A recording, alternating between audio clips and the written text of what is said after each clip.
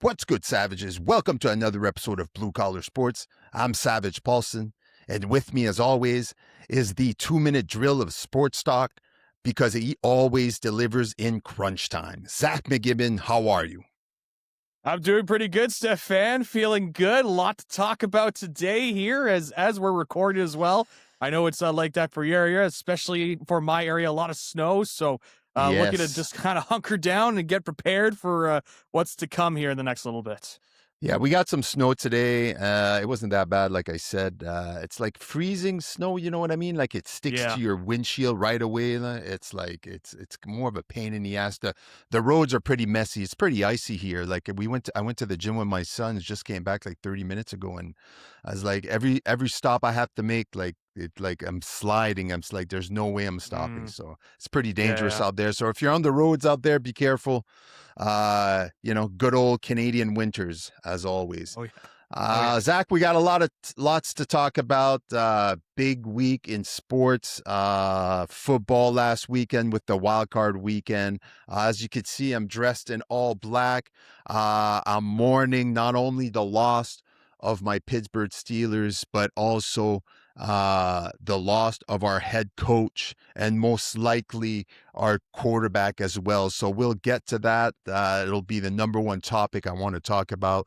I'm going to take over a little bit and mourn and make my peace with the Pittsburgh Steelers. There's a lot to talk about as far as coaching. I want to talk about John Harbaugh, the news about him in the meeting with the Giants. It looks like he will be named the next head coach of the New York Giants.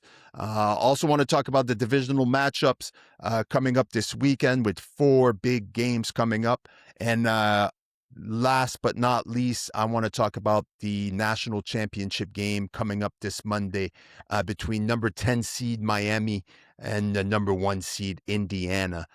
Great game to look forward to. But let's get to it.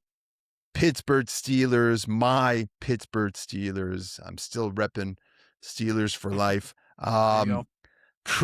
Pretty sad and disappointing outcome this past Monday. I had to wait the whole weekend, watched a lot of football. There was a lot of great matches. We had a lot of great games. Saturday, all games decided by one score. And then you get to the Pittsburgh Steelers versus the the Texans. And I guess the Texans defense was a lot better than I knew they were good, but holy smokes. Yeah. What a tough defense to play against. I mean, my Steelers couldn't even get a touchdown the whole game, scored 6 points. It's pretty sad. I was pretty bummed out. Not the ending that I wanted for Aaron Rodgers. I want to get your thoughts before we get to the Pittsburgh Steelers. I want to spend a little bit of time. What was your favorite moment of the weekend? I'm sure you watched all the game, watched a lot of football. Like, what were your thoughts? Any surprises that got you with all the 5 games that we got? Any surprises? Any upset? Anything you want to point out that you saw this weekend? No, I thought the first couple of games to start off the weekend were awesome. I thought it was some great first couple of games for a wildcard weekend. Usually the last couple of years, you'll get your occasional close game, of course, but usually with the wildcard weekend, you get your, okay, yeah, this team is definitely very, very good, and they're blowing out this other team. Right. But we got a lot more close matchups than I was expecting from this weekend. I thought, I got to say, I did very well the predictions last weekend. Very well last weekend. Let's go through this right now because I have them right here. We had our predictions here. I thought I did anyway. I'm not ready well today. I'm in a rush today. I'm rushing all over the place. You're still recovering from the Steelers' loss, and I get it. I'm all over the place. I haven't shaved all week. I barely showered. It's pretty sad. Like, I'm bummed out. That's what watching your favorite team lose can do to you, right? And having to deal with that each year. I'm sorry I didn't abide by the dress code for the morning. I brought a little bit of black, but I didn't realize I had a little bit of blue on today. So maybe you're feeling the blues. That's what I'm going to go for. There we go. First game, Rams Panthers. We both picked the Rams. It was a closer game, I think, than both of us kind of expected. I Mhm. wanted the underdog. I wanted to see the Panthers upset the Rams. I'll be honest right now, Rams are probably, of all the teams left, they're my least favorite. I don't know Mm. why. I just don't believe in the Rams. I know they're a good team. I know I know Stafford is a great quarterback, but I don't know. I have zero interest in that. But we both picked the Rams, and we were both right on that. Tell me about that game. What did you see during that game? I mean, the Panthers gave it a go. I mean, it was close there for a while. Yeah, I think, it was going into it. I mentioned that with the Panthers, sometimes when you have very little expectations on you, you just want to go out there and prove to people, hey, we belong in Right. this playoffs. And I think they showed that they belonged against that Rams team. And, we mentioned it last week, the Panthers had beaten the Rams earlier this year. And that was at a time when the Panthers, everybody thought that was just a team that was continuing to be on the rebuild. They weren't going to be even thinking about a playoff spot at that time. And so I thought Bryce Young played really well in that game. But obviously Stafford had to come in and play a little bit of a comeback ball there to kind of get this Rams team over the top. Yeah. But I think the Panthers just went out there and said, "Look, we're going to show we belong here." And yes, they did lose, but there, and I believe their coach even said that at the end of the day, there are no moral victories in the NFL. You obviously want to win your football games, but Yeah. I think there's a lot of positivity coming out of Carolina that's much needed in that market. They haven't had this amount of positivity in a long while. So while yes, they got eliminated in the first round, it's tough to lose close, especially when you're going back and forth with a pretty good team in the Rams. But I think there's a lot to like there in Carolina in terms of what they're building for.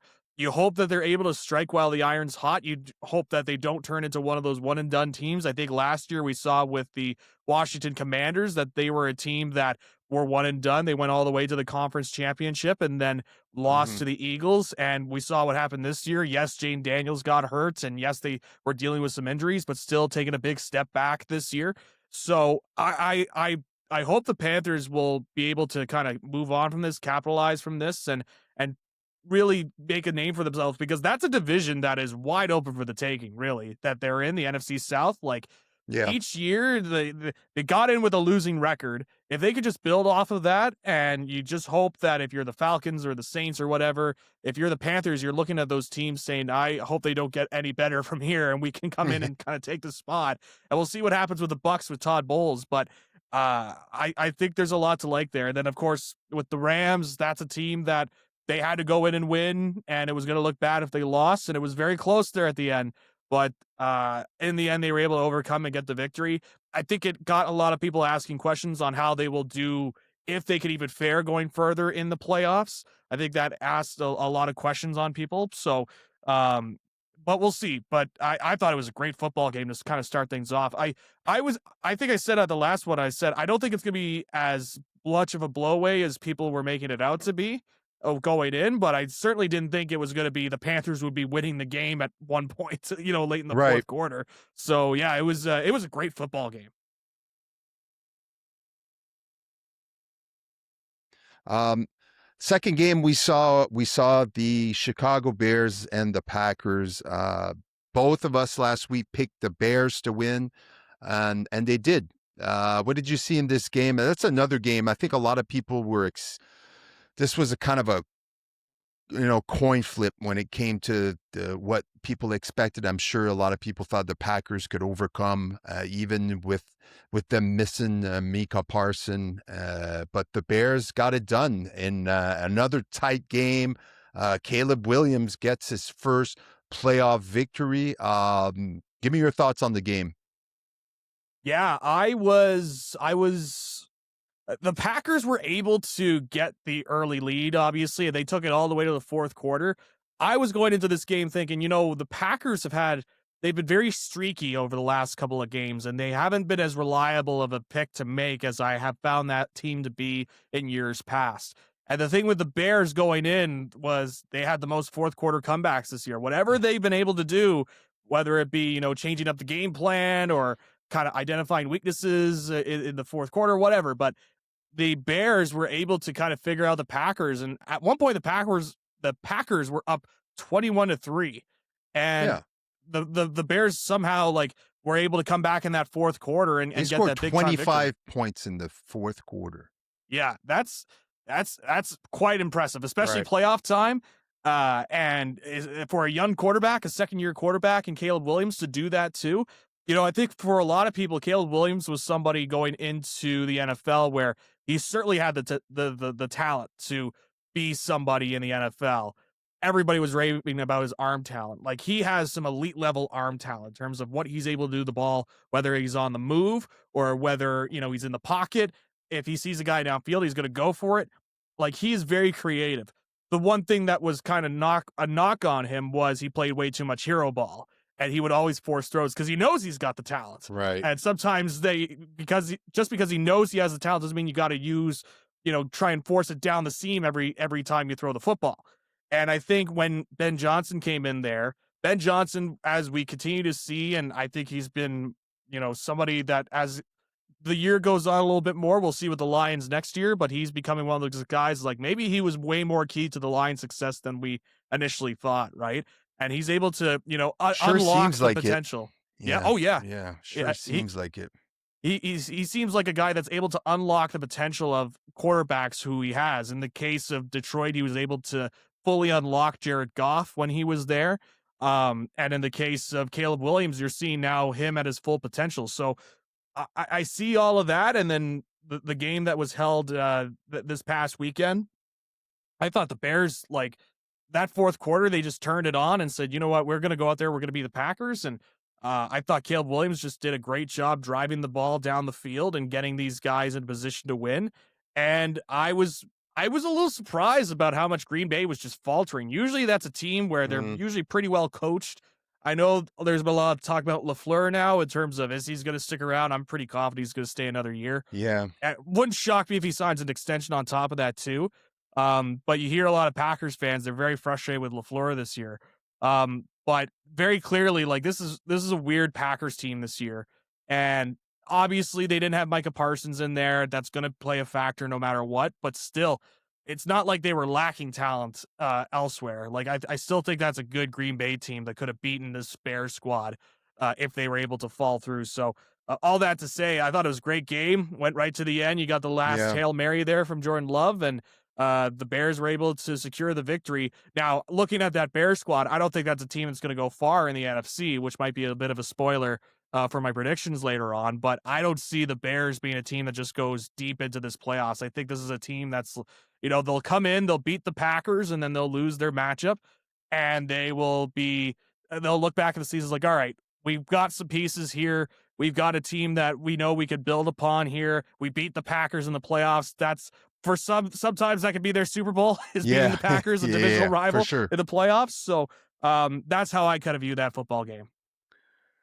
One thing that surprised me was I remember at the beginning of the season for the Packers when they drafted wide receiver Matthew Golden. Do you remember the reaction of the Packers fan? Because everybody Oh, yes. thought they were going to draft an offensive line guy or a defensive line. Yeah. Then they finally drafted high an offensive guy in Matthew Golden, and he didn't catch his first touchdown until this past Saturday.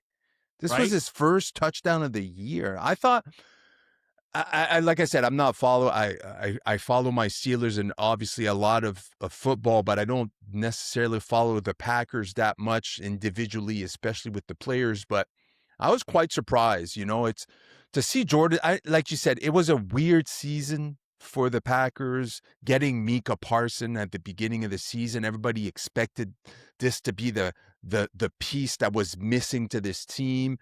And up and down, there was a lot of ups and downs when it came to the offense this year. Obviously, injuries, Jordan Love, blah, blah, blah, all those things. I get it.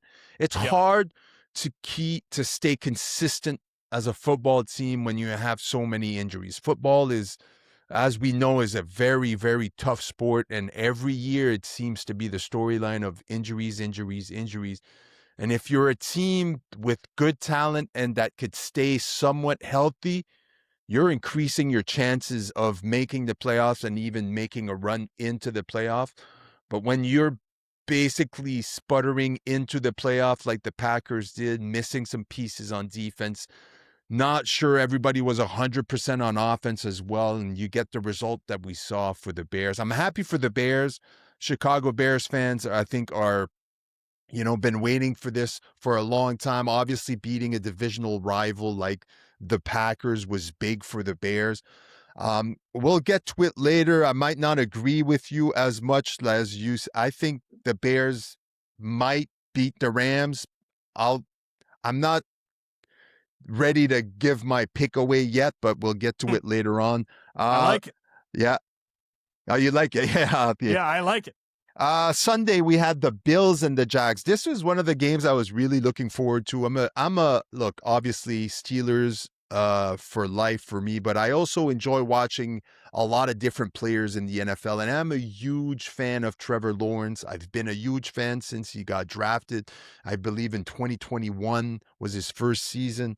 Uh I hope the kid can succeed and win a championship at one point. I think they have a really good team. This season was amazing, especially the second half of the season.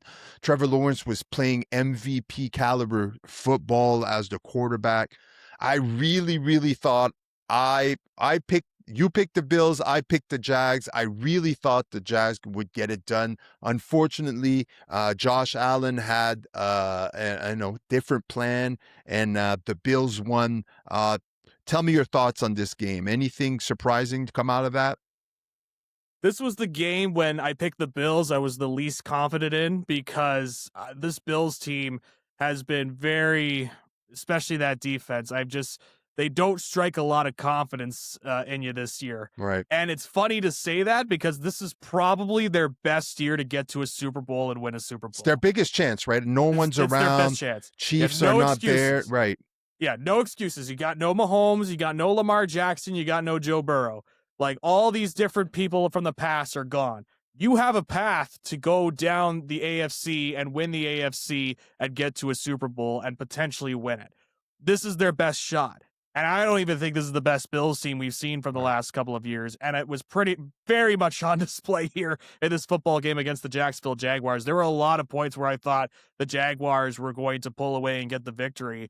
But man, it was funny with the Bills because one of the things I wanted them to do was try and open up the ground game a little bit more and Yeah. try and not have so much pressure on to Josh Allen. But one of the things that this Jaguars defense is known for is they got a very good run defense and they were able to really stop James Cook and limit his production. Only 15 carries, 46 yards for James Cook. Yeah. So all they really had to choose from was Josh Allen. And we see time and time again, Josh Allen is a guy that could take over a football game. There are very few players in the NFL where you could just look at them and say, that's a guy that could just single-handedly take over a football game and be such an X factor that everybody has to zone in on him. And that's Josh Allen. Yeah. And so that's why he was somebody that I considered an MVP candidate this year because of his ability and some of those games that he kept those Bills teams in.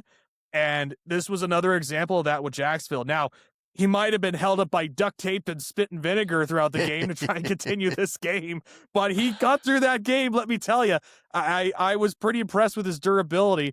And I don't think Jacksonville has anything to really be ashamed of either. Parker Washington had quite a game too. He just kind of came out of nowhere for Jacksonville with 7 Right. catches and a touchdown, over 100 yards receiving. So, yeah, just looking over, stats and from watching the game as well, I thought there were a lot of moments where I was like, man, I thought that Trevor Lawrence and the Jags were going to be able to get it done. And I'm interested to hear your thoughts too. That final play for Buffalo when they did the tush push and they went over the first down marker, then continued running. Yeah. There's been a lot of talk about what did the Jaguars do that on purpose and try to have them purposely go in for a touchdown because of the time left on the game. You know that they're going to try and kill off some clock before they try and get the touchdown. Right. Just give them the touchdown now so that when you get the ball back, there's about a minute left in the game. And so I'm interested to hear your thoughts on that because it's funny because you look at it, it's like, wow, this tush push looked really, really good. Usually the tush push doesn't go that well, but then you kind of think about it more and you're like, oh, maybe this was purposeful from Jacksonville to try and give more time. What do you think about that? Look, I don't want to think that. I mean, Jacksonville was up by 3 at this point, or 4, Yep. I believe they were up. And yeah, maybe. I mean, I definitely was surprised how much yardage he was able to get. Like it seemed like the play was just about to get whistled dead, and all of a sudden he just keeps going and going and going. Uh, I think, look, I think Jags had their chances, and if they did let him score that way with that rushing touchdown so that they can get the ball in time, I wouldn't be mad at that because at the end of the day, you're in the red zone. You got Josh Allen. You know they're going to score. So you either let them bring the clock down to barely any time left for you to get anything going, or you're like, listen, they're gonna score anyway. Chances are they're gonna score. Just let him score, go up by 3, and then we can come back at least try to tie the game. And Yep. uh, it didn't work out for the Jags. And like you said, I think to add to your point, I don't think the Jags have anything to put their heads down. I think they had a great season. They faced off against Josh Allen and the Bills, which are always up, for some high standard football in the playoffs when it comes to the Bills and Josh Allen. Um, I really thought that it would come down to the running game because I knew that the Jags rush defense was really good, and I knew that Cook coming into this was had a great season, and I know that the Bills, it definitely helps when James Cook has a great game, definitely takes the pressure off Josh Allen. And when I saw early on in the game that they were able to control the running game, I thought this is the chance for the Jags to do the same thing. And I think that if they would have gotten Travis Etienne going a little bit more, maybe just control maybe ball to control the ball a bit longer towards throughout the game, and maybe give. I mean, Etienne had 10 carries the whole game, which I get it. Maybe they were playing from behind a lot of the time, but it was a tight game. They scored it was basically the same thing. First quarter, they scored 3. Then it was the same amount of points in the second quarter, 7 on each side, 3 on each side in the third quarter, and 14 points. And so it basically came down to that field goal in the first quarter from the Buffalo Bill that won the game, if you really look at it. But Mhm. yeah, I thought it would come down to the running game, and I really thought that if the Jags would have been able to really get Etienne going in this one, it might have made the difference Yep. as far as ball possession. You know what I mean? Yep. Give more time on the sideline. You want Josh Allen on the sideline as much as possible, and you want to tire that defense as much as you can. You want to drive it, especially in the playoffs. And I didn't really see that from the Jags. They relied on Trevor Lawrence a lot, and I don't blame them. I mean, the guy's had a great season. If he's going to win you, if the Jags are going to win, chances are it's Trevor Lawrence is going to be the big part of that. So Yeah. I'm a disappointed because I picked the Jags to win, but Mhm. I think they can build from this. I know we said this before about the Jags. They've made it to the playoff after a good season, and then the following seasons they just can't seem to stay consistent season to season. So hopefully for the Jags, they have a lot of pieces there. Maybe try to get something in the off season going. Maybe get a good draft going next season, and maybe build from this. But I'm excited. Again, I'm a big fan of Trevor Lawrence and the Jags, and I hopefully they can build from this and come out stronger on the other side next season. Yeah, and you were mentioning with the field goal earlier too, in terms of the Buffalo Bills. I think you also look back to that Cam Little missed field goal at halftime, where Yes, that's it. that's also like a big moment of the Yes. football game, and I think that was also kind of part of the reason too why I firmly believe that they were trying to let them in for the touchdown, because like, you know what, like they're in. We've got Cam Little. He's a guy like I always think Brandon Aubrey as a Dallas Cowboys fan is Hmm. probably the best kicker, but I think I have to give it up to Cam Little in terms of just his sheer distance that he's able to cover with that leg. So, All you have um, to make it is basically halfway, 50-yard line. yep, You're like, all right, I'll give us a yep, chance here at the 50-yard exactly. line, So I right? think they So kind of analyze that. It's like, all right, Buffalo's going to be up by a field goal. If Trevor Lawrence leads the team down the field and is able to get a touchdown, great. That's awesome. Like you're able to do that and win to the next round. Obviously, you look for that. But worst comes to worst, you have probably the biggest leg on the team and Cam Little right. that could kick it from very, very far away. Like he kicked a 70-yard plus field goal in preseason, which I still can't believe they won't count it in the record books. Like just let the guy Right. get the record, right? Like I know he's already got the record with 68, but give him the 70. Like, but anyways, you have that guy on your team. I totally understand why they would want to do that, but obviously Lawrence gave that pick at the end, and so that just kind of stops the Yeah. momentum in their tracks. And but I like what you said with Jacksonville, like they were able to turn it around from a 4-win season. It was only them in New England.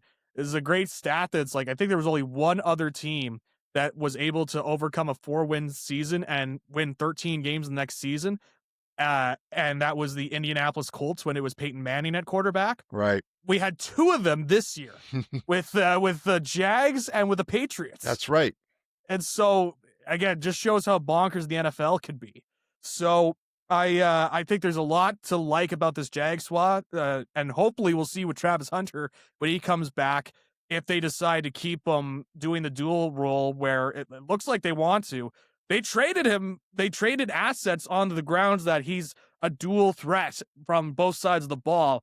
I totally get why they want to try and continue that. Obviously, injuries are going to be something you keep an eye on with a guy like Travis Hunter. Mm-hmm. But if once you get him back in the mix, and if they make some good acquisitions in free agency, like there's a team here. And I think Liam Cohen's a good coach. I think he's shown, obviously, as an offensive coordinator in Tampa, what he was able to do with Baker, and now coming in as the head coach. The way he might have gotten in might have kind of ruffled a few feathers in Tampa Bay. Right. But in terms of just purely looking at him from a coaching perspective, I think he's done a great job turning around that team. And again, it goes back to like the coach of the year stuff where, he'll be an interesting name to see how many votes he gets in coach of the year. So nothing to be ashamed of in that aspect. It was a very close game, and Buffalo really like made it close against the Jacksonville Jaguars. Yes.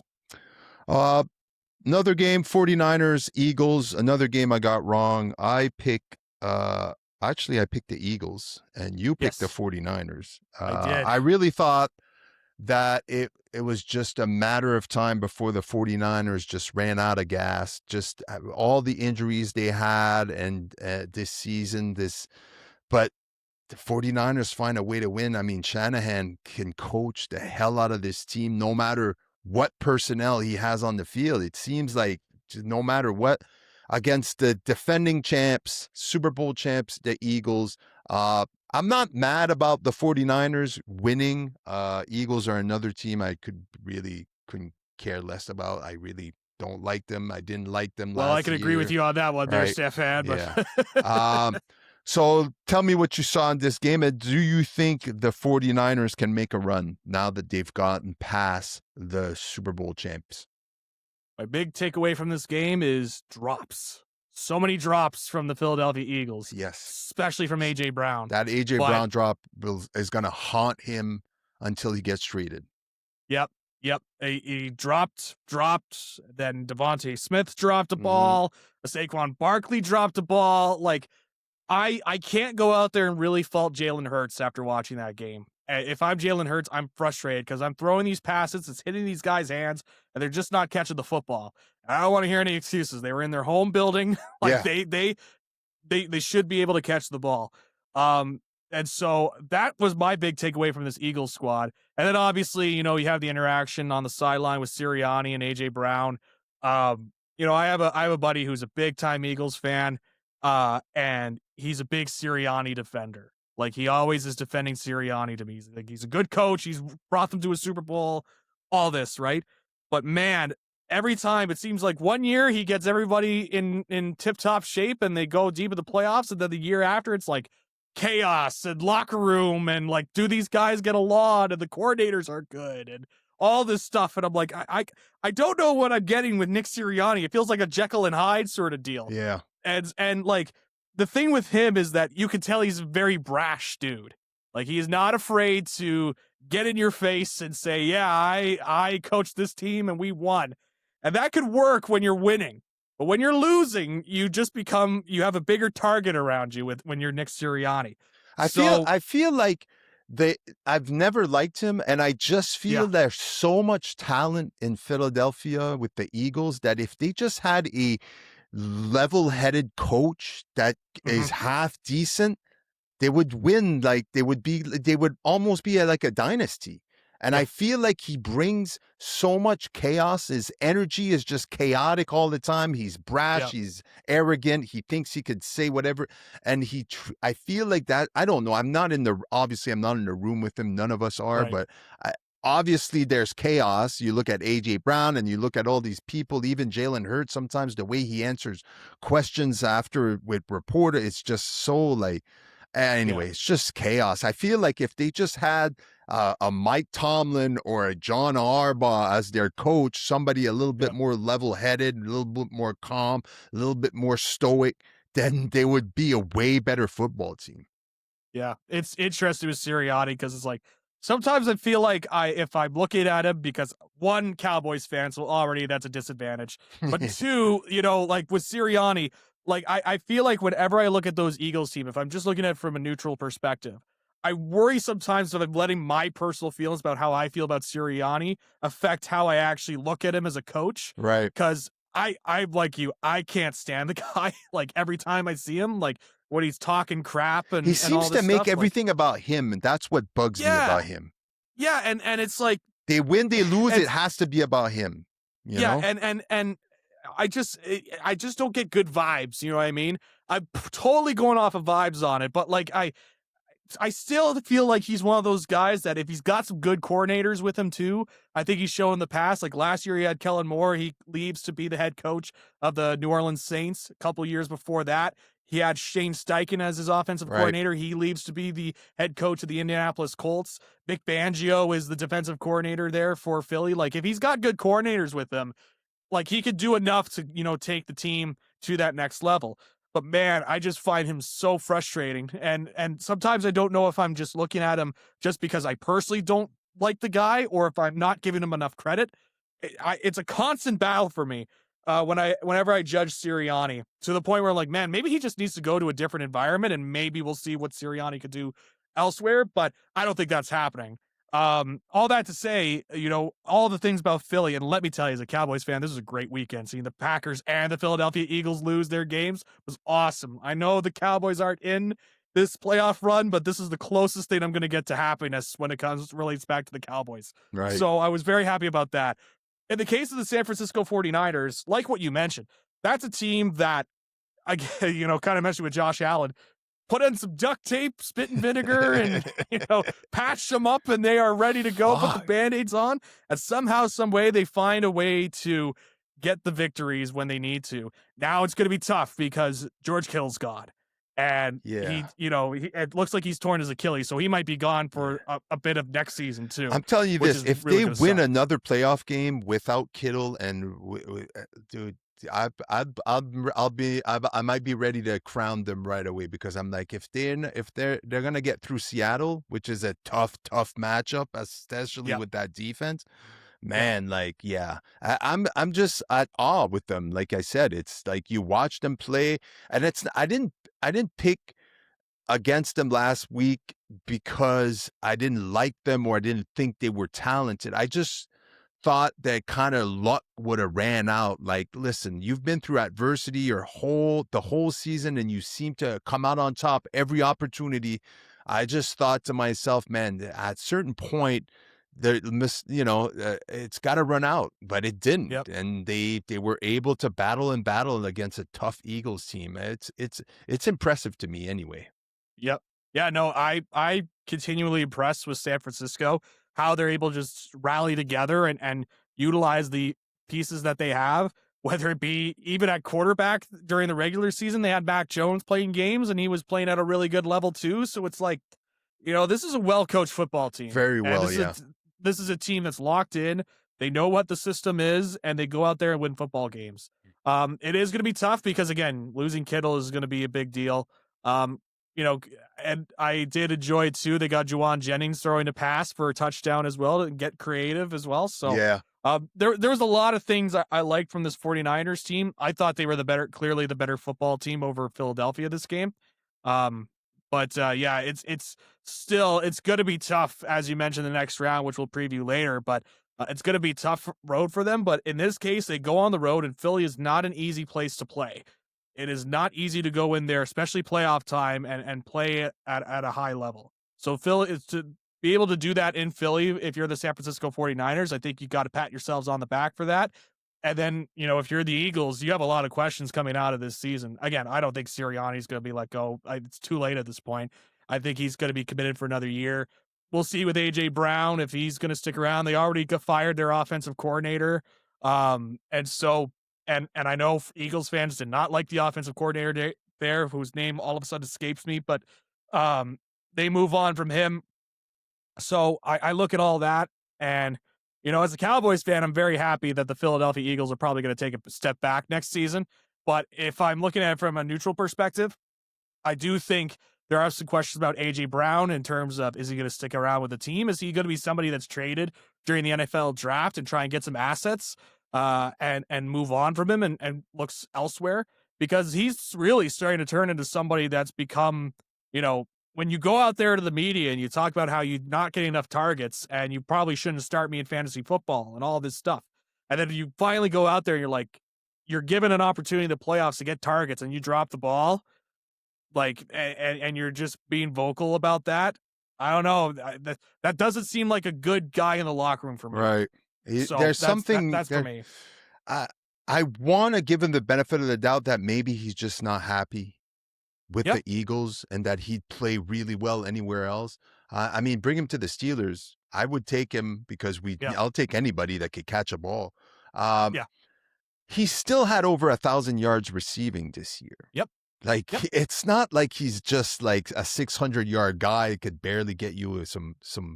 So he's still got 1,000 yards. So I don't know. It's going to be an interesting offseason for the Eagles. I think, next season they might be taking a step back, and this might be a Sirianni playing for his job next year, which is harsh to say. Just 2 years removed from them winning the Super Bowl. You know what I mean? Yep. So, but that happened to him, a few years ago when they lost the Super Bowl. They went to the Super Bowl and lost. Right. And then the year after, they had that Bucks collapse, and everybody was like, wow, this locker room is just in shambles. Like, what's going on? And that was the same thing with Sirianni. Like, it was so bad to the point people were like, Sirianni might be let go during the season. Like, it got so bad at one point. So while it's crazy, it's also not that crazy considering what we've heard from Sirianni in the past, right? So I that's why he's so tough to analyze for me, because on the one hand, I don't know if I'm just letting my personal feelings about him get in the way, but on the other hand, I'm like, man, he's so when everything's locked in, they're so locked in, but when they're not locked in, they are so dysfunctional. Right. And I don't know if how much longer, even if the Eagles made the playoffs next year, but they get eliminated the divisional round, I don't know how much more, a team like that can last that. To give you a hockey example before we move on to the next game, to give you a hockey example, the prime person I think of is Iron Mike Keenan. Iron Mike Keenan could go in there and win games for your hockey team. But you talk to anybody that played for Iron Mike Keenan, they hated his guts so much. Yeah. They couldn't stand the guy. Right. He got fired after they went to a Stanley Cup, if I recall. Yeah. That's unheard of, but it's because players just did not want to play for him. Because there's only a shelf life for being a prick for so long, right? That's the thing. To your guys. You could be the prick and win and still not be welcome back. You understand what I mean? Yeah. That's how big of a prick Sirianni seems to be. It's I don't give a shit if you keep winning. Is no one wants to play for you. And after a while, then you get what you got this weekend, a dysfunctional team that can't win in the playoffs. So we'll wait and see. Hopefully for you and you as a Cowboys fan, they fucking win 4 games next year and they end up at the bottom, Oh, fire Sirianni halfway through the season. Oh, don't tease me with a good time there, Stefan. That sounds awesome. Chargers, Patriots. Before I get there, I want a little tidbit. The NFL record for the most amount of sacks in a season, 2002, David Carr was sacked 76 times for the Houston Texans. It was his rookie season, I believe. Yes. Justin Herbert got sacked 60 times this year. Jeez. and they didn't seem they were not able to protect him in this game against the Patriots, and I mean it showed. And even though it was still a really close game, I mean, well, it wasn't that close, 16-3. It was one of those games that wasn't more than they couldn't score a touchdown, they couldn't get anything going. Are these Patriots for real, or was this just the result of playing a Chargers team that just doesn't seem to be able to protect their elite quarterback? Yeah, I'm still not convinced on the Patriots. I will say that. Um, I look again. I always say it with them in the interest of fairness. You know, when you have a very easy schedule the regular season, you got to win those games. I'm not going to fault you for how the schedule plays out. Um, and in this case with the Chargers, yes, I picked the Chargers to get the victory because I knew I was going to. Number one is the Chargers in the playoffs. Number two, it's Justin Herbert right now in the playoffs. Oh And wait, number I three, got this one right and you got this one wrong. It's the only yes, one. yes, Oh yeah. fuck. This is the one Victory. I almost had a perfect weekend, but this one was the one I fell on because I couldn't believe in the Patriots, and even with the victory, it wasn't that particularly dominant. I thought. Of a Patriots victory. I No, didn't watch not at this all. game and I was like, oh, this is a very dominant bit. Like sometimes when you have those victories like that, when you go in, it's like, oh, I'm not sure. Even if you beat a team where they looked weak, if you go out there and you just put 40 or 50 right onto the Chargers, I would have come out of that game being like, okay, that's a team that's legit because they beat up on this team and they put up so many points, right? But I'm still not really convinced on the Patriots. This was the most boring football game for me. I'm not gonna lie. Of the weekend, I was maybe it was just the high from the other two games earlier that same day. Right. But boy, I was watching. I was like, man, there is not much going on. It was just, Yeah. I. The thing with the Chargers is that they lost two of their elite offensive linemen to injury that was gone throughout the entirety of the season, and it showed. And you didn't real I didn't realize just how much of of turnstiles that were on the offensive line there for the Chargers. It was like it just really felt like every time Herbert was back to pass, he was under pressure right away. Not much to do. It was Um, insane. It was not an exciting game. The first touchdown was late in the fourth. Like it was the yeah, defensive, quote unquote defense. I wouldn't call it a defensive game. It was just like it was just it wasn't a nice game. That was not well executed from both teams. I think the yeah, Chargers have a good coach, they have a good quarterback, but they need to figure out a way to protect him so that he can throw yeah. the ball. So yeah, it was definitely the least favorite game of the weekend for me. Yeah. And I'm just looking at the stats here. 120 yards passing for the Chargers I see. In terms of team stats, 87 rushing yards total. I mean, Herbert had 159. I'm trying to remember where the negative yards came in, so I'm Right. trying to figure out how that is on Google, but still, like you're not producing much on offense and again, it's tough for Herbert. It's interesting because I feel like I come on here as like I'm sure there's gonna be fans like, oh, there's the go again defending Justin Herbert because Herbert's so good, and we gotta tell everybody he's elite and all this, and we gotta defend him. But look, I watched the game and I'm like, man, it's hard to do anything when you're under pressure all the time. Yeah. Like and you don't have your elite offensive lineman. I do think there is a bit of a pattern that's establishing with Herbert where now he's 0-3 in the playoffs. And there are going to be questions now of like, is this a guy that's going to step up when playoff time rolls around? I hear about this all the time with Dak Prescott for the Dallas Cowboys. So I am well versed in that topic of can this guy perform when it's needed in the playoffs? So in a lot of cases, the Chargers could be the AFC Cowboys sometimes. Right. And so I look at Herbert and I think as well going into the offseason, one of the things they'll have to do is to really expand their wide receiver core. Because, you got a lad McConkey in his rookie year. You bring back Keenan Allen from the Bears, but Keenan Allen's in his early 30s at this point. I think Yeah. a very underrated receiver in my mind, but still, this is not the prime Keenan Allen of years past. And so I think at this point, and Quentin Johnson, I think is fair to say is a bust as a first rounder. Like I know he's still getting some snaps and whatever, Yeah, I had but high hopes in for terms that of high guy, level, but man. yeah, coming out of college, there were some doubts for me, but I didn't think it would be this low. I thought he would just be like a low 300, 400 yard producer each year. But yeah, it's been tough with Quentin Johnson. Now, funny enough, I believe this is kind of one of his better years in the league. He got 735 yards receiving this year. He got 711. So maybe I'm being a little too harsh on him. But No, still, I I think think their a lot of people want him expectations more. were a lot more than 700 yards Yeah. A per wide season. receiver one that could challenge you one on one and beat your guy, and you could throw a ball downfield and he could catch it. Right. And I don't think he's shown he could be that guy. Um, I'm sure there's other roles that he can fill in for that, but yeah, if I'm the Chargers, I think you just kind of go, man, this is tough.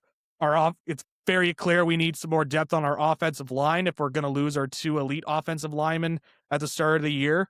And then I think you try and expand out your wide receiver core a little bit this year. Um, Interesting enough, if I recall, the Chargers fired their offensive coordinator, Greg Roman, if I recall. Yes. So I thought that was a very interesting decision. Um, I didn't really. Greg Roman, if you speak to fans of the Baltimore Ravens, like Greg Roman was when he got let go, it was like a parade was celebrated in Baltimore because he was not expanding the offense. I don't know how much I could really put the blame on Greg Roman when he doesn't really have his full personnel there, but at the end of the day, you got to utilize what you got. And we talked about the 49ers earlier. They're able to find a way to get Right. victories and win even when injuries are down. So, yeah, this is a boring football game. I'm still not convinced on the Patriots. I think that Texans game coming up is going to be an interesting task just from a Right. defensive standpoint. How will Drake May do against that defense? But yeah, it was a pretty boring football game, all things considered. I agree. The last game, Steelers, Texans. I will say this before I empty out my heart and my soul Yeah, before if the Texans are gonna they have the defense. I'll give them that. The defense is a championship caliber defense. They're gonna have to clean up that offense, especially yes, those snaps. How many times can you fumble, or snap a shitty snap from the center? Like, they're going to have to clean those things up. CJ Stroud yeah. is definitely going to have to play a little bit better than he did, even though, they won, they scored through. Defense got to score. Obviously, the defense is stellar. I will say this. They definitely need to clean it up on offense. I won't say anything about the Steelers. I was obviously disappointed that they could only muster 2 field goals, the whole thing. Again, I would rather give the Houston Texans defense their flowers and say you won the game, you stopped. But there was also Aaron Rodgers, 42, and not much offensive weapons outside of DK Metcalf.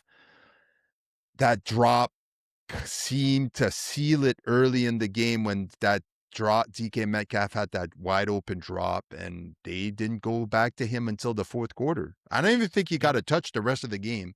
I think maybe one, but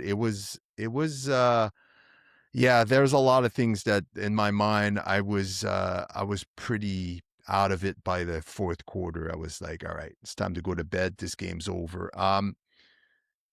Quickly, what did you see from this game? Anything different than from what I saw? Because again, I saw a really strong Houston defense, but the offense, if they're gonna make a run and beat the Patriots this weekend, they're definitely gonna have to clean up that offense. Yeah, I don't think it's a perfect offense as well. I certainly did enough to get the And Nico victory. Collins, I don't think will play this weekend. I think he's in Yeah. concussion protocol right now, and there is it. He's their biggest weapon on offense. So if he's not Yep. there, it's gonna be rough.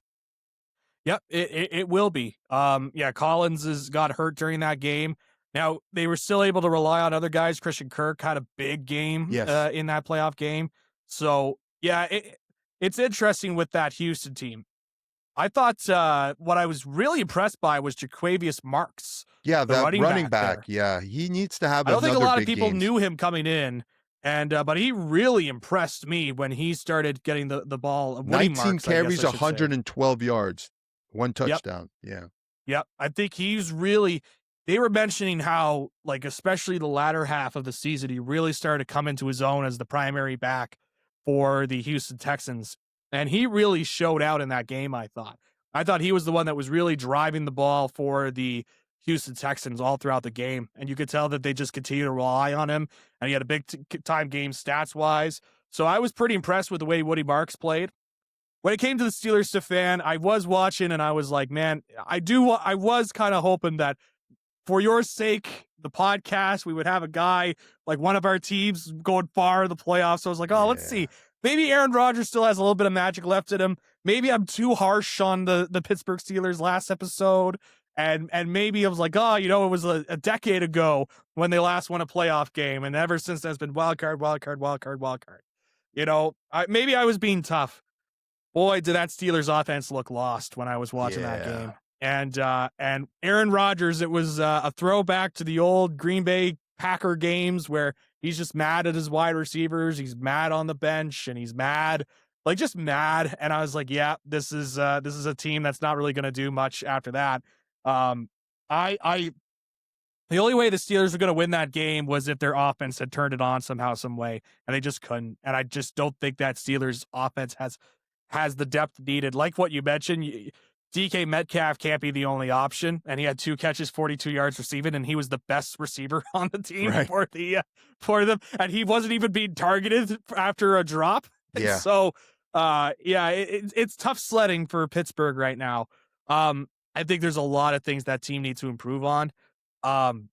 Dare I say it, Stefan? Full rebuild in Pittsburgh, just blow it up and just start anew.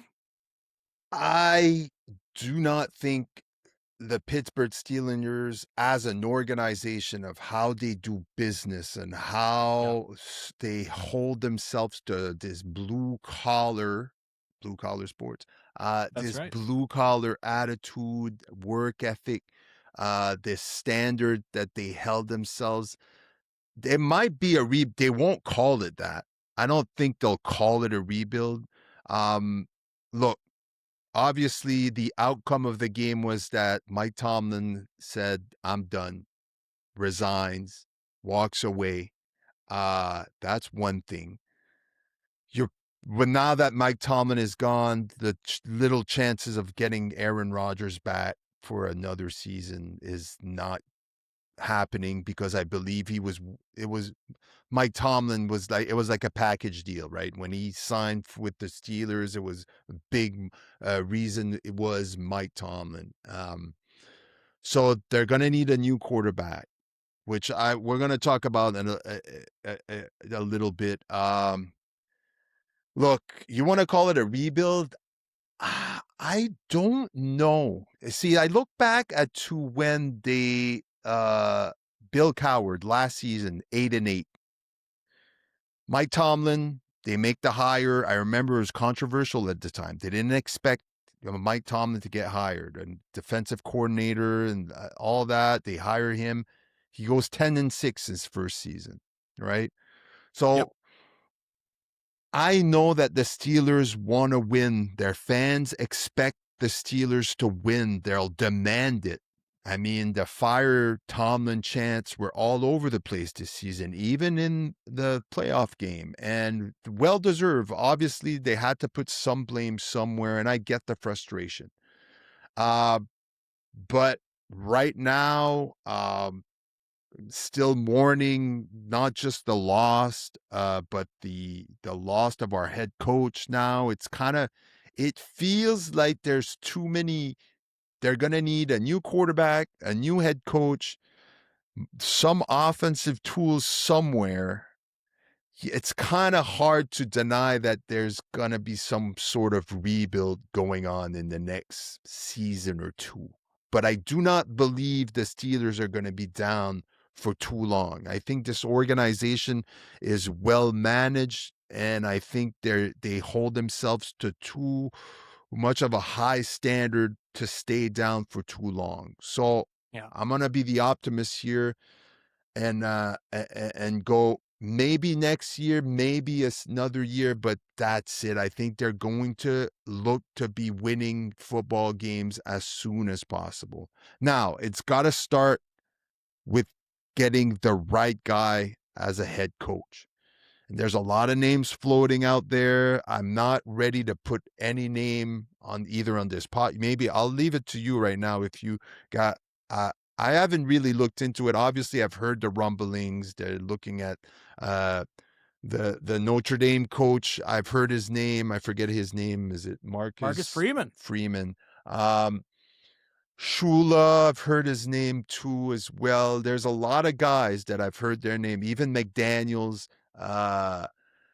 which McDaniels said today he'd be open to an offensive coordinator job. So I am not an Arthur Smith guy. I think that he is a good. I just don't think he's what the Steelers need. I think he's interviewing for a couple of jobs, so I wouldn't be mad if he got a head coaching job somewhere else and when he could go. But yeah, it's going to have to start with the head coach. They're going to have to make the right decision. And then it's going to be who are they bringing in for a quarterback. Now, as far as the quarterback is concerned, I'm more ready to talk about that than the head coach because I think the Mhm. head coach, look, they've had 3 head coach in the last 40 years or something like that. It's Yep. crazy. They don't Only fire 3, yeah. In the entirety of the franchise, 3 3 head coaches, coaches. right? So it's like they Yep. don't fire coaches. So whoever they're going to bring in, you got to expect they're holding this guy to the same standard they've held these last 3 coaches, right? All Yep. Hall of Fame coaches, in my opinion, right? It's like Yep. crazy. So who are you going to bring in that is going to match the culture, that blue collar attitude mindset of hard work before anything else? Are you bringing in a defensive coordinator like you did with Tomlin? The defense first, offense second, which has been the kind of the mark for the Steelers for many, many years, even going back to Cower and even going back to even before that. So it's difficult because you're either going to see a really big change in Pittsburgh where they're going to have complete overhaul and bring some new guys, big offense, maybe spend more time. I don't know. But right now, I'm more willing to talk about who they're going to bring in as a quarterback. Obviously, the head coaching is a big, big decision. Yep. Your thoughts on this? Do you think Pittsburgh, so obviously you mentioned it, do you think Pittsburgh is in for a rebuild long term? I think they should. I think there's got to be a rebuild there at some point. Um, Now here's the thing with NFL rebuilds. A lot of the time, it doesn't have to be that long. Right. We've seen it just this year with the Jaguars, with the Patriots, where all of a sudden within a year they're in playoff contention. They're winning their division. Now I know the Pittsburgh Steelers won their division, but you know what I Yeah. mean. No, I Like get it. Right. they definitively won and were considered one of the top teams in their conference, if not the NFL.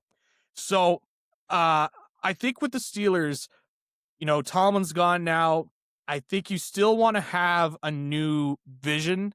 I think the big thing with the Steelers, while I have always respected that they have a commitment, you know, Tomlin always used to say the standard is the standard, right? You probably Right. heard that one 1,000 times there, Stefan, but the standard is the standard.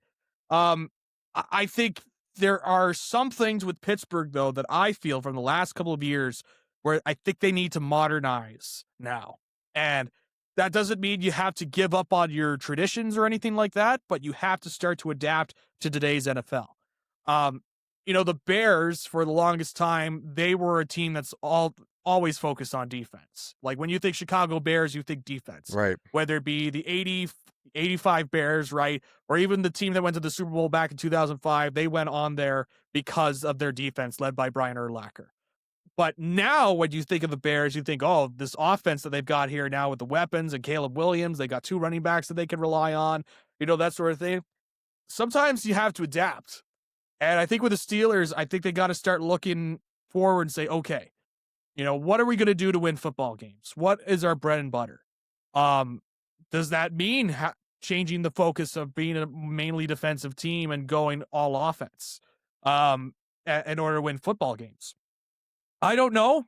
I'm not going to say that's the solution, But what I will say is I do think they need to modernize some stuff a little bit because I do think they think a little too old school in some aspects. I don't think Arthur Smith's a good offensive coordinator, especially the last couple of seasons I've seen from him.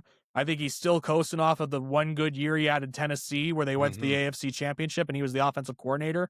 Um, and obviously we saw with the Falcons just how much they underachieve when he was the head coach. And you look at this Pittsburgh offense, I just look at him like, man, I don't think Arthur Smith's that guy Yeah, that me can run neither. your offense. No. And so now watch you get promoted to head coach because they like to be internal and they Oh, want him to. Could you imagine? But I know that would be a heartbreak for you, I'd Stefan. But that would rather be them. I'd rather them hire the special teams coach than Arthur Smith. yes. All right. Well, look, John Harbaugh was a special teams coach, if I recall, and that's how Right. he got the head coaching gigs. So So you never know. But I think they got to modernize. I've been looking at some of the candidates that are out there. I see some people saying Jesse Minter, the defensive coordinator for the Chargers, is a candidate. Because they're looking at it as like, oh, as you mentioned, defensive coordinator. He's considered a good young mind in the business, and he could be somebody that could go in there. And in the case of Tomlin wasn't really discussed as much to be a head coaching candidate. Then you see how that turned out. I don't see Jesse Minter's name being thrown out there, so that's where they're making the connection. I'd yeah, like to go even deeper. I've been doing some YouTubing and some Google searching, the prime research here, doing YouTube and going on Google. And if you go into the Denver Broncos, if you talk with people in the Broncos organization, they say, man, there's one guy on that coaching staff, not the offensive coordinator, not the head coach, not the defensive coordinator, not any of the coordinators. There's a QB coach there that they're saying this guy will be like he is a top coaching prospect. And you might remember him as a backup quarterback for the New York Giants a few years ago. And his name is Davis Webb. And oh my Davis Webb has been God, credited yeah, with kind of turning around some quarterbacks. He's been credited with helping Bo Nix make that transition into the NFL. And they say he's got this analytical mind for the NFL game, the modern NFL game. I think you go big and you try and bring in Davis Webb and try kind of shock everybody. But if they're able to bring him in, like from what I've been reading, read some articles and heard some people talk about Davis Webb, and they talk highly about him. If he's not going to be a head coach, he is going to be an offensive coordinator somewhere in this coaching cycle. Like he is that sort of highly sought after, well regarded coaching prospect. So how about that for you to give some potential here and give some intrigue and at least a name to think about for the future is Davis Webb.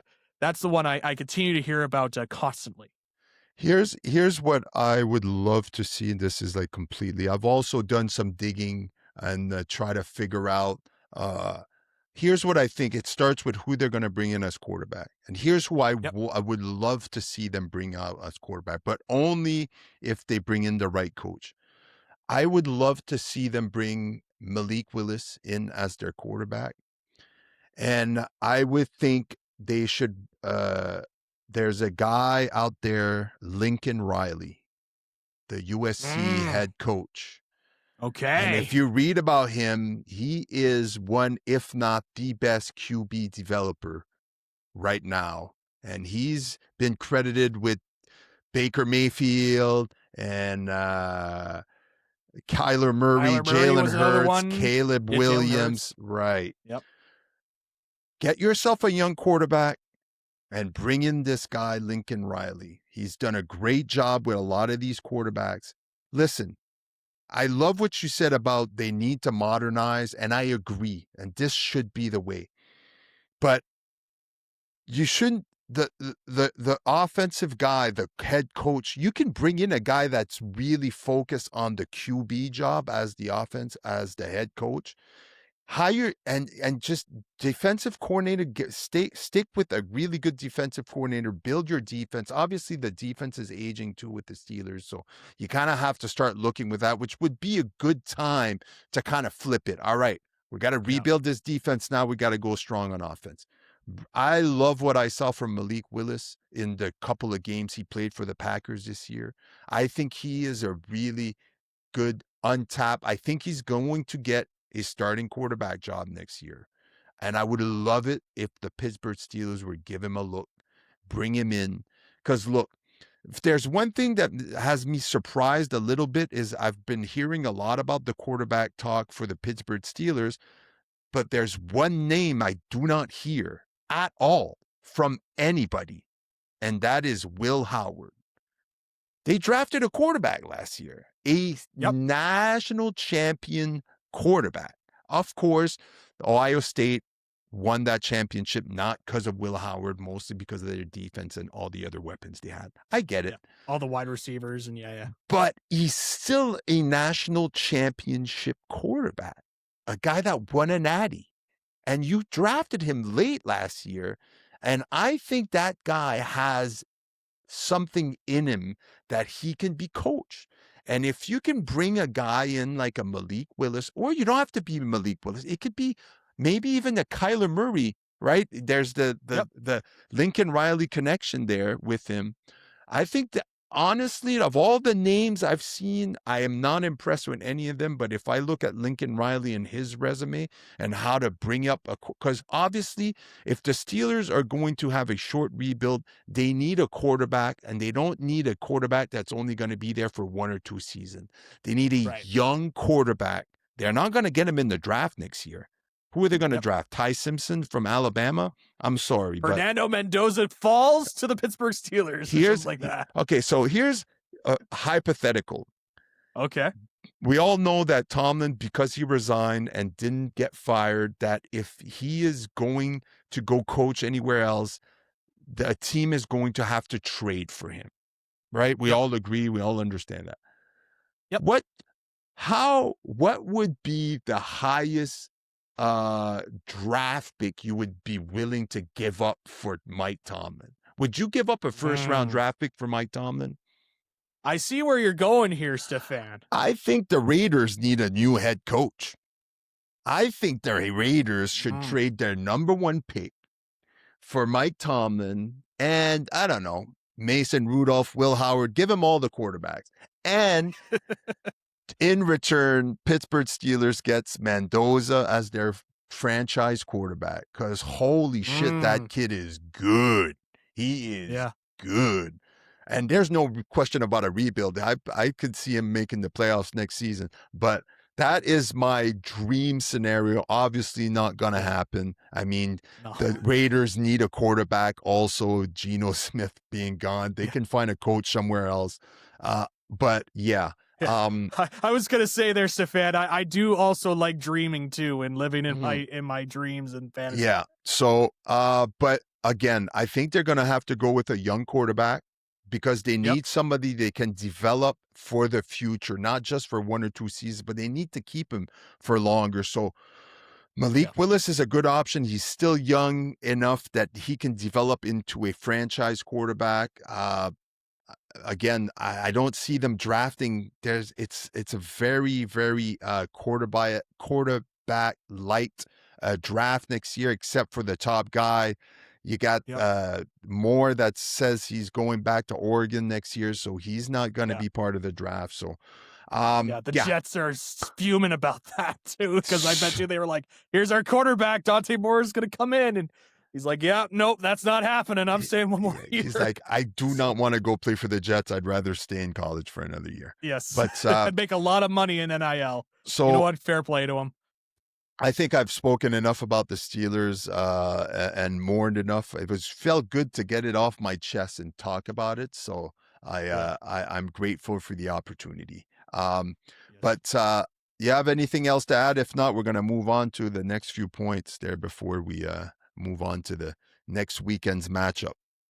Yeah, no, nothing else there. It's just, a tough break for your Steelers, Stefan. I felt bad at the end because I was kind of hoping for the sake of this podcast, the sake of you, that they would go far and they would, prove everybody wrong. But it became pretty clear, especially in that fourth quarter, that that was not going to be the case. So look, I hope you guys are able to find another coach and I do respect the Steelers organization and the commitment that they've been able to put together. I will see if they're able to find the next coach that stays in that organization for 20 years plus, because talk about job security if you're the head coach of the Pittsburgh Steelers. But you also have to have the success behind it too. So We'll see. We'll see when it comes to the next coach, but yeah, I think at the end of it all, I just hope they modernize a little bit more because I do think they're a little too old school in some elements of the organization and their thinking. And I wish they modernize a little bit more, but an organization I continue to respect. Another coaching job, another coach that got fired. We spoke about it last week. Basically broke the news last week. It was announced basically an hour before we recorded the last episode. John Harbaugh fired as the Ravens coach. Now seems that he is going to be the next New York Giants head coach. Nothing finalized yet, but they had a meeting, and according to all Yeah. the media, it's pretty much a done deal. I've seen a few edits already. Uh, Yeah. Quickly here before I don't want to spend too much time on this. Do you think he's the answer to the New York Giants? 'Cause the New York Giants have a quarterback. They seem to have a running back. They have Malik Neighbors as a really good wide receiver, obviously. Yep. Good defense. Yep. Seems to be a kind of a good deal here for John Harbaugh. Yeah, it sounds like the Giants, when he came to the facilities, they were like, "We're making sure he's not leaving that facility." Yeah. Uh, Smart. so I and mean, it's obviously you smart. can't kidnap the guy and keep him in there and tie him up and say, "Look, you're going to be the coach of the New York Giants." So they were able to convince him with a lot of money. You know what? Good for him. I understand why he would take the job. Like, he wants to go in there, and a lot of coaches, they want to go into a situation like, okay, I've got a young quarterback I can work with. In this case, he's got a young quarterback, a young running back, a young wide receiver, and a good defense that I Mhm. think is there, just not fully realized. So there's a lot there in New York. I say reluctantly as a Cowboys fan. There's a lot there as a Giants for the New York Giants that they could utilize. So I look at all that. I could totally understand why Harbaugh would want to go there and want to be a guy that says, I'm going to help out with the development of Jackson Dart. I want to help out there with Cam Scadaboo. And just the big thing the Giants need right now is some form of stability. Yeah. And Harbaugh brings that. And I think that's what they recognized when Harbaugh got onto the coaching market is he's a guy that just brings stability. And you don't hear anything other than this past season, the last couple of games. You don't really hear too much negative about Harbaugh. Maybe it changes this year. I don't know. But you don't really hear too many negative things about Harbaugh. It seems like a lot of players really respect him and really like him. Yeah. And so I think it's a good hire for the Giants. Just that's the big thing they just need is some form of stability. And you know, we'll see with what Harbaugh can bring in New York, and we'll see how he's able to be a part with the talent. I thought that when Miami quickly fired Mike McDaniel after the Harbaugh news came out, and I had heard before, it's like, oh, the owner Stephen Ross is a big Harbaugh guy. Yeah. I'm like, oh, I think Miami's making a push here to try and get John Harbaugh. But sounds like the Giants, they were keeping him there, and they said well, he's not going to leave the facility, and he's going to be our coach, and we're going to find a way. And last I saw, it was going to be 5 years in New York. So again, stability is what they're looking for there with the Giants, and just helping out with the culture. So I think it's a good hire. I think it's a good hire for the Giants. I agree. How many years before they make the playoffs? Uh, I hope never, but in the case of this, it really depends on if I don't know if Jackson Dart. I'm not 100% convinced on Jackson Dart. Yeah, so am I. I'm not I'm not. Yeah. I'm not negative on him, but like I don't know if he's going to turn into a elite quarterback. I think it really depends on if Jackson Dart has a big step back next year in his sophomore slump. If he plays the same level and Cam Scadaboo's back on the field, he can play at that Cam Scadaboo level, and Dart and Neighbors establish a connection, and they do enough on defense there to really do something. I could see them make a wild card You're right. next year. Yeah. I could see it. Um, it really just a lot of things kind of have to go their way. You gotta have to hope that the Eagles take that big step back and the Commanders don't take rebound, and the Cowboys are back to being great offense, bad defense for the next year. So you kind of have to hope that things go a certain way. And the NFC is pretty stacked in terms of teams over the last couple of years. And this year, you're seeing with this NFC, it's tough for any. If the Giants were to be able to get in the playoffs right now in the next couple of years, I think it would have to be winning the division because I think, and again, things have to fall in the right place. Um, I could see them get in the playoffs next 2 or 3 years. I can see it. Yeah. Again, I say it reluctantly, but I can see it. It really depends on the development of Dart, and if Cam Scatterwood takes that next step and Neighbors takes that next step, and that defense still continues to be a problem for other teams. That's how I kind of view it. Good. I think it's a great matchup for Arbaugh. I think it's good for him. I think it's good for the Giants. And like I said, I wouldn't be surprised like you if they make a wild card next year. Or I'll give him 2 years. Again, I think Jackson Dart is the big question mark here. Is he the quarterback of the New York Giants' future? Uh, we saw some glimpse of greatness last year, but second year is going to be a lot when he gets all of his tools back, when he gets Scatteraboo, when he gets Neighbors, when everything is meshing, Harbaugh on the sideline, it's going to be interesting. It's definitely going to we're definitely going to be keeping an eye on it closely, Yep. because it's definitely going to be a storyline going forward for next season. Yep. Uh, Let's go through these divisional matchups, and I don't want to rush you. I'm running out of time here, unfortunately. Okay. No problem. Which I hate to do, but so let's do like a quick a review here. Buffalo, Sounds good. Denver. So we saw Josh. We spoke about the Bills earlier. Denver got the bye. Look, Denver's a good team. Bo Nix, good team, well coached. Who you got here? You think the Bills keep it going here, or the Denver Broncos put a stop to Josh Allen's hope for a Super Bowl here? I will say this: if the Bills beat the Broncos, they're going to the Super Bowl. Here's a take. Oh, If the Bills. Bills beat the Broncos, they go to the Super Bowl because I think this is their toughest matchup yet. And whoever wins the other game between the Texans and the Patriots, I think the Bills could beat both of those teams. This is their toughest matchup of the playoffs so far. Yes. It's tough.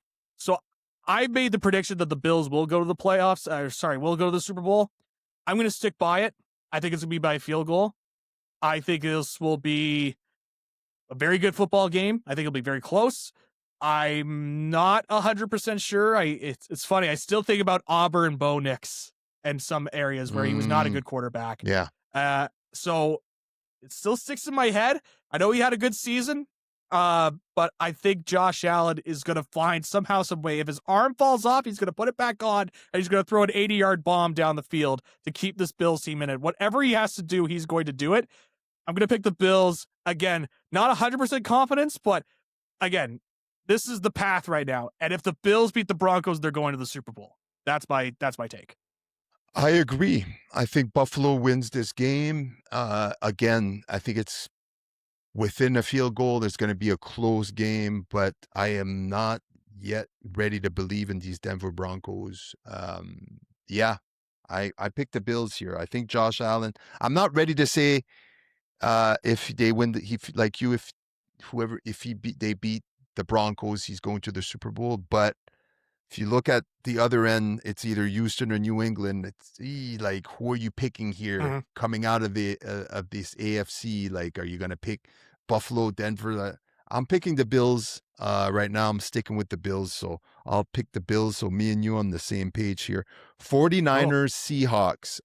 Can the 49ers keep this going, or is this Seattle defense and offense too much for San Francisco?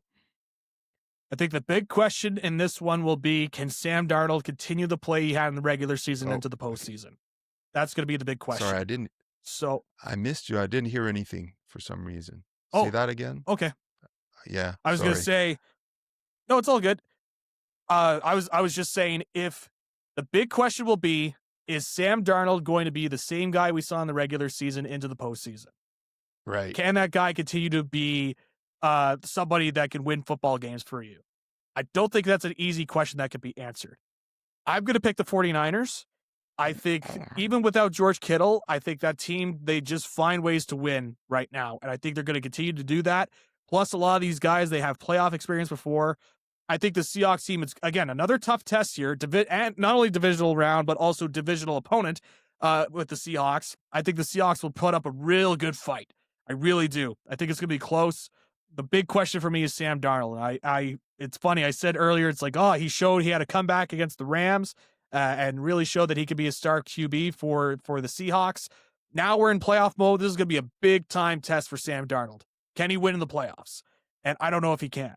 I think that's going to be the thing. If Sam Darnold can play at that regular season level, I think that Seahawks team could beat this 49ers team. But I'm not confident in that. I'm going to pick the 49ers. I'm going to pick the Seahawks. Why? I just got to go back to that last game we saw 2 weeks ago between the 49ers Yep. and the Seahawks on week 18. Yep. And what I saw from the Seahawks was a dominant dominant defense. And I think Sam Darnold did enough as a game manager to protect the ball and not turn it over. I think the battle here is going to be one who can win the turnover battle is who is going to win this football game. And I think Seattle has done a really good job late in the season at protecting the football versus the 49ers. Brock Purdy is great. 49ers can find ways to win even with a bunch of guys that are hurt and put together with duct tape, spit and vinegar, as you said. Yep. But I just, from what I saw the last time, I didn't pick the 49ers last week. They proved me wrong. I'm going to go against them this time around. Maybe if they prove me wrong a second time, maybe I'll pick them in next week. But maybe for now, I'm going to pick the Seahawks. Go Hawks. Houston Texans versus New England Patriots. Who you got here? I've got the Texans. I think that defense is going to be a wake-up call for Drake May and the offense. They will have not faced a defense like this, even in the regular season. And I think it's going to overwhelm them. And yes, there are a lot of questions on offense when it comes to CJ Stroud and what they could do. Will Nico Collins play? There's a lot of questions on the offensive side of the ball when it comes to the Houston Texans. But I think they will do enough. I think they will overwhelm the Patriots squad.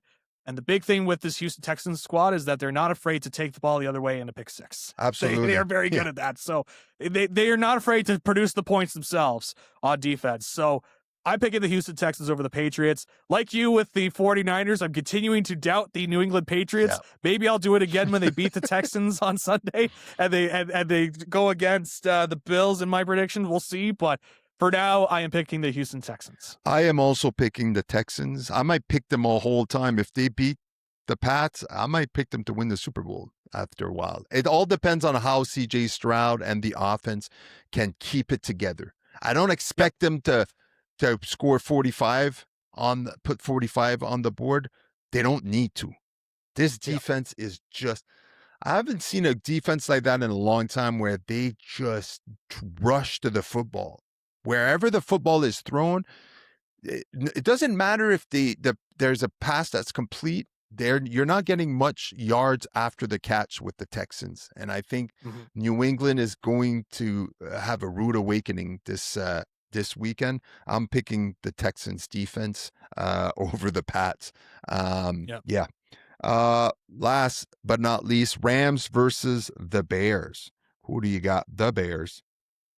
The Bears. I'm not picking the Bears, unfortunately, though. I want to say the Bears, but this to me is the easiest matchup to pick. I'm picking the Rams, and I say that full well knowing that how that Carolina game went, but I'm willing to put that up more to a style matchup as opposed to a good team. Right. Sometimes, they say how styles create matchups.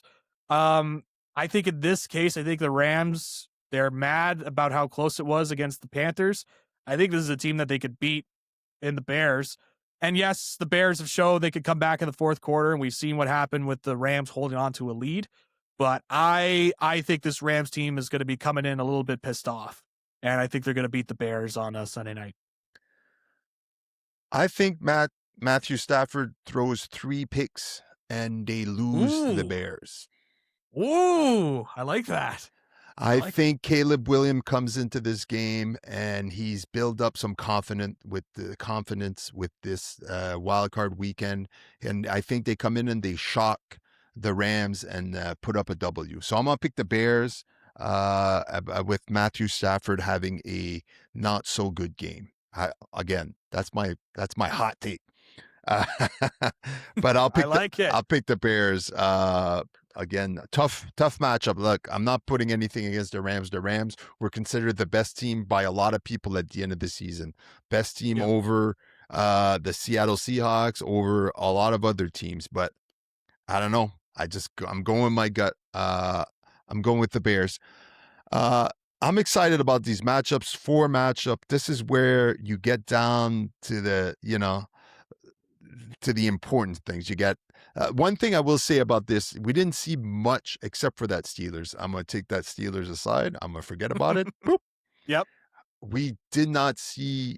We definitely saw a lot of good football, well executed football, well coached football. I think we're going to see even more of that this weekend. You're not going to see it much. I don't think any of these games are going to be bad games. If I had to pick one game, I'd probably have to go with maybe the Patriots against the Texans. It might be a wonky, the defense might be so overwhelming that the Patriots might not do much during that game. So it might be a little bit more, but yeah, definitely some good football ahead. And following that on Monday, we have the national championship game, which we're going to give our picks.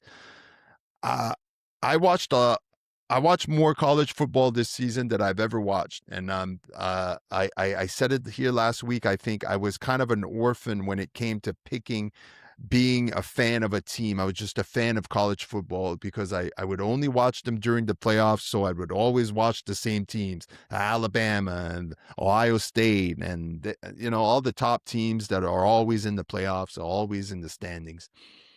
And this year, I was introduced to the Indiana Hoosiers, a team that is not known, a college that is known for basketball and not football. But Kurt Signetti has turned this football team, and I don't know what it is about him and this football team. More him. It's more him. I know, there's so much turnover in college football. Next year, Mendoza is going to get drafted first. He's going to go down to Oakland unless something crazy happens and they trade him. But we all know he's probably going to end up playing in Vegas. Or the Steelers, if my dream comes true. If the dream comes true. Look, if that happens, I'll come on here and I will apologize to you on camera. And I say, I'm so sorry I ever doubted you and all of that. So, huge match. I mean, what I saw from Indiana in their last game there, I mean, a lot of people were like, oh, wait a minute, you're going in against a Ducks team. Dude, it was that offense is so well organized and run. You could Signetti like there's no emotion. It's like he knows the future. He's like, I know how this game is gonna go. I don't have to worry about anything. You're not gonna get any highs or lows from me.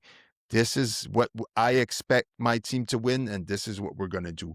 Mendoza is already, I believe, an elite quarterback. Like you could drop him on any team right now that's in the playoff, and he could probably give you a good game. You understand what I mean? Like, I think he's really, really polished that way. So with that said, I know Miami brings, underdog, big defense. A lot of people knew that the Hurricanes were a team to be reckoned with, even though they were 10th in the sorry. They were, 10th in the standings, but I got to go with the Indiana Hoosiers and pick to win the national championship here. I think Mendoza is going to dominate this game, and I can't really see any other outcome than the Hoosiers becoming national champions. How about you? Yeah, I'm very much on the Indiana Hoosiers bandwagon here. I think they are going to come in and they are going to dominate. Right. I think Signetti expects nothing less from his team, the way that he carries himself. Look, there is the element of they're going to Hard Rock Stadium. The Miami Hurricanes are playing in Hard Rock Stadium. They're going to be on the home turf, technically, for the national championship. But we've seen this Indiana team overcome some significant odds throughout the season to continue to be undefeated. And I truly believe that if they were named LSU, Notre Dame, Alabama, some of those big name programs, everyone would be saying how dominant this program is at Indiana. And so one of the things that's not mentioned when it comes to this is that Fernando Mendoza, his birthplace is Miami, Florida. Right. And I think that is also going to be a storyline once he wins the college football championship for Indiana in this game. I also have the Hoosiers, and I think we're witnessing the start of a dynasty with the Indiana Hoosiers as Yeah, well. me too. I think the Hoosiers are going to be a team to be reckoned with for years to come, especially the way Signetti coaches them. They already have Yep. a quarterback for next year that they got through the transfer portal. I think they're well coached. They're somewhat of a dynasty. They remind me of Alabama. They look like Yep. Alabama. Their jerseys look like Alabama. Kurt Signetti comes from that Nick Saban tree of coaching, which all the Yep. coaches that were coaching last weekend were all from this Nick Saban tree, by Saban the way. It tree. was Yeah. insane, by the way. Yep.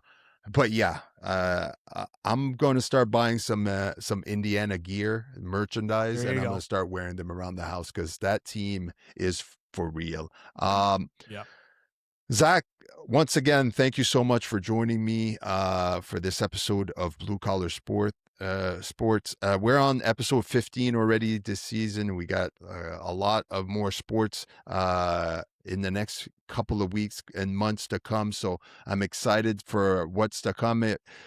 Listeners, if you're with us, I appreciate you. If you've subscribed to the channel, thank you. If you haven't subscribed yet, we're available on Apple Podcasts and Spotify. Go subscribe today.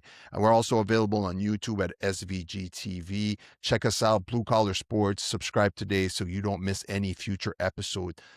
Zach, before I let you go, I think next week we should talk a little bit about hockey and especially about the Team Canada roster for the Winter Olympics. I want to get your thoughts on Mm-hmm. certain players not being named to the roster, in particular Bedard not being named to the roster. I think that was one Yep. big name that was missing off of that. But I Yep. want to spend some time because I know we've been talking a lot about football on the recent episodes because obviously we're going to still talk about football next week and everything Right. because there's a lot of big matchups. But I want to talk to you a little bit. I know hockey is more of your wheelhouse. You're a hockey guy. You probably give our listeners some really good insight on Team Canada, on the roster. Who do you think the lineups would to be? How is this team? What's the what's the road to winning gold for this team, and who's going to have to show up and who's going to have to have a great tournament. So I'm looking forward to Yep. talking to you about Team Canada next week or on the next episode of Blue Collar Sport. And once again, thank you for taking the time and joining me again for this episode, Zach. I appreciate you so much. No, I appreciate it, man. Always enjoy doing this. I'm looking forward to the hockey talk next episode. It's gonna be good. Yeah, no, it's always fun and it's always a blast to do it. And as you mentioned, there's a lot of football going on right now, so we gotta put our attention to it with the playoffs and all that. But it is a good time to be a sports fan right now. There's a lot to tune in for, so glad to be able to hop on and to give my thoughts on what's going on in the sports world. Awesome, Zach. Thanks again. And to all the listeners, thank you for tuning in. And we'll catch you next time for another episode of Blue Collar Sports.